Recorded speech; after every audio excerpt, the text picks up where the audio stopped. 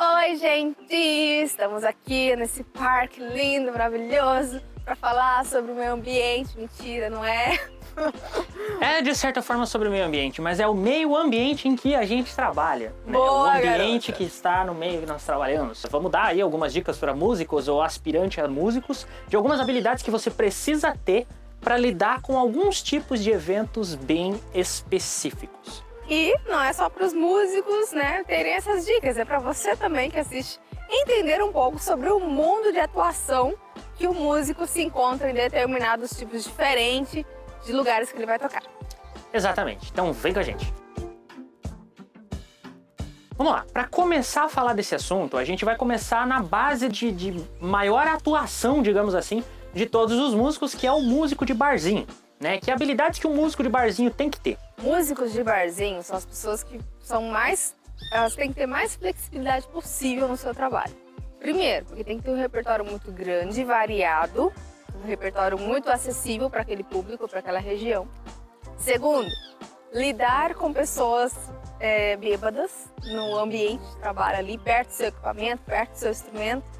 Muito raramente você vai encontrar um local que você vai tocar nesse tipo de evento que vai ter separação entre o público e o músico. Normalmente os equipamentos, assim como o músico, estão totalmente expostos ao ambiente e você tem que lidar não apenas com o ambiente e as adversidades que ali se encontram, desde equipamento que muitas vezes é velho, é precário, ruído e tarará, como também as pessoas que estão ali, que normalmente quando vão para esse tipo de ambiente, barzinho de forma geral, elas estão bebendo, elas estão se divertindo e elas querem ouvir as músicas que elas querem ouvir. Tem alguém ali que está disponível para tocar, elas vão lá e vão pedir para você tocar alguma coisa. Então ter um repertório muito amplo e estar antenado nas principais músicas que estão fazendo sucesso aí no Spotify, né? Sertanejo universitário, funk, pop ou qualquer coisa do tipo, é muito importante para esse tipo de profissional. E principalmente, muita paciência, porque se você se descontrolar, perder a paciência com alguém bêbado ou alguma coisa assim, você pode acabar se queimando e perdendo outros eventos por causa desse tipo de situação. Então não é legal, você tem que estar preparado para lidar tanto com o equipamento, quanto com adversidades sonoras, quanto com o seu público. Outra coisa que ele tem que ter muita flexibilidade no repertório justamente para atender pedidos. Porque assim, quem é músico sabe como é difícil e trabalhoso você construir um repertório de 3 horas, 4 horas. Um barzinho, a pessoa não toca menos que 4 horas. Vocês têm noção de quantas dezenas de música esse músico tem que saber de cabeça, dominar aquele... E aí chega o pessoal e pede música que, né, acha que o músico é Spotify. E nem todo músico tem a paciência e o jogo de cintura para lidar com esse tipo de coisa. Ele se sente pressionado, putz, não sei tocar música. Aí, tipo, a pessoa vem e pede uma, você não sabe. Vem e pede duas, você não sabe. Você começa a se sentir mal. Então, assim, o músico ele não pode ser engessado num estilo solo, dentro daquele mundinho. O músico de barzinho. O músico de barzinho.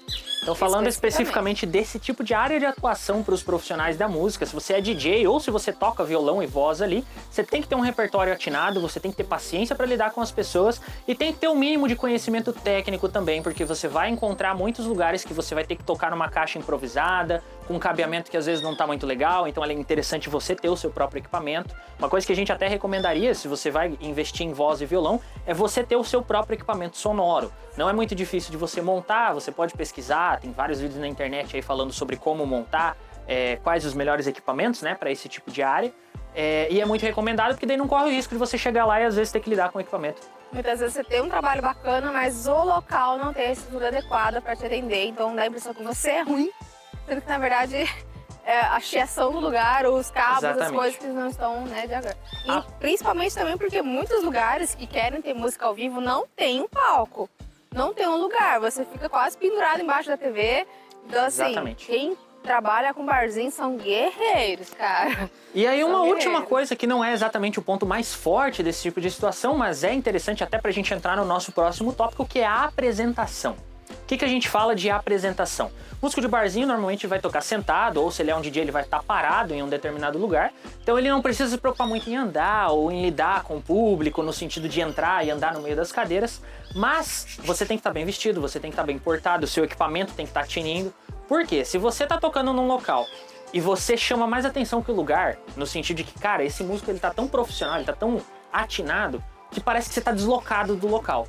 Isso tem a tendência de fazer você acabar saindo daquele lugar e indo para outros eventos que vão estar mais a porte com aquilo que você está vestindo, aquilo que você está usando de equipamento e tudo mais, né? Então é interessante. Abre portas. Exatamente. A aparência e a apresentação, a forma com que você se apresenta sempre vai te abrir portas. E falando em forma que se apresenta, nós vamos entrar no próximo tópico, que é o músico de eventos privados. É o músico de casamento, é o músico de aniversários, é o músico que vai tocar ali numa festa de faculdade, né? Pode ser, de novo, um DJ ou um músico de voz e violão. O tipo de evento privado, cada um é muito específico, porque cada contratante tem seu gosto, tem o que ele idealizou para aquele evento, qual é o tipo de música que ele mais quer naquele tipo de show, qual é o tipo de decoração do lugar, o tipo de iluminação, enfim. Então tudo vai influenciar no serviço, no trabalho do músico. Por exemplo, bandas, que é de bandas de casamento, de formatura, muitas vezes o casal quer, eu quero mais gauchesco. Então a banda tem que dar uma calibrada nas músicas gauchescas. Outros falam, não, coloca mais bloquinho de funk. Eu quero mais sertanejo universitário. Não quero MPB, não quero música pop, enfim. Então cada contratante tem a sua preferência. E por isso as bandas têm que ter essa flexibilidade de repertório. Então o repertório, que já é de 4 a 5 horas de show, ele ainda tem que ser flexibilizado de acordo com o gosto do contratante. Por isso que a gente coloca normalmente o músico que faz esse tipo de evento um passinho acima do músico que faz um barzinho ou alguma coisa mais aberta que ele tá ali só para atração. Por quê? Normalmente, quando é esse tipo de situação, o músico acaba sendo o centro das atenções. Então você tem que estar muito mais bem preparado, porque se você errar, as pessoas vão estar olhando para você. Se você estiver mal vestido, se você estiver com equipamento ruim, as pessoas estão com a atenção voltada para você naquele momento, ou você está fazendo a trilha sonora de um momento que é muito especial e muito importante, como a entrada dos noivos ou qualquer coisa desse sentido dentro da festa, que se você estragar, digamos que a responsabilidade é muito maior do que às vezes você erra alguma coisa no caso do barzinho. E durante essas 4 horas você está conquistando a pista, minuto após minuto. A pista não pode murchar, não pode ficar vazia. Então são 4 a 5 horas que os músicos têm que estar ali chamando a galera para a pista. Então a banda tem que ter um time de músicas muito bom para fazer um trabalho bem feito. Não somente a banda, mas também DJ ou o que quer que você seja de artista que esteja fazendo ali o evento funcionar. Porque se você é DJ e você não tem um repertório, uma capacidade de pegar o microfone e chamar as pessoas... Presença de palco. Presença de palco. Isso é um ponto muito importante nesse tipo de evento, porque diferente de um barzinho que na maioria das vezes você está fazendo uma música de fundo ou você não é exatamente o centro das atenções, nesse ponto aqui, se você matar a pista, se você deixar com que as pessoas cansem, deixar que as músicas fiquem repetitivas, enjoativas, basicamente você acaba com a festa. E a responsabilidade é toda em cima de você nesse sentido. Verdade. Um outro passo que você pode dar como artista, mas que envolve um grau de complexidade a mais, é quando você vai fazer cerimônias ensaiadas. O que são essas cerimônias ensaiadas? É um 15 anos que está coreografado ou um casamento, por exemplo, dentro da igreja. Aí a gente está falando de músicos, por exemplo, que tocam violino ou violão clássico, coisa do tipo, que vão fazer, por exemplo, a entrada da noiva, entrada dos padrinhos, entrada de alianças, né? Porque ali você está num momento que ele não é só uma festa, no qual corre o risco, às vezes, as pessoas estarem bêbadas, interagirem com você e tudo mais. Normalmente, nesses casos, você não é o centro das atenções. Você é a pessoa que vai fazer o destaque do centro das atenções. Então, se você falhar, você não vai estar só falhando como músico dentro do contexto da trilha sonora, mas você vai estar tornando aquele momento para aquela pessoa que está fazendo aquela entrada um momento menos importante, digamos assim. Então aqui, a gente tem um monte de pontos para ressaltar que você tem que prestar atenção. O nível de cobrança e de atenção que o músico tem que ter em cerimônias, ele é elevadíssimo. Você tem que estar atento porque as músicas, você não vai cantar ela do começo ao fim. Você tem que estar atento em quem está entrando, se a música está correta, se está na sequência correta. Tem que conversar entre si para parar a música de um jeito elegante. Então, assim, o nível de perfeição cobrado na cerimônia é assim, tem que ser perfeito, não pode ter erro. A entrada da noiva não pode ter erro na música, não pode ter nada fora do combinado. Assim como as entradas, não pode ninguém ficar sem música, enfim, tudo isso é milimetricamente ensaiado e cuidado na hora. E você tem que ainda ficar atento, porque às vezes o casal entra rápido demais, já tem que cortar a música, ou entra muito lento, você tem que esticar a música.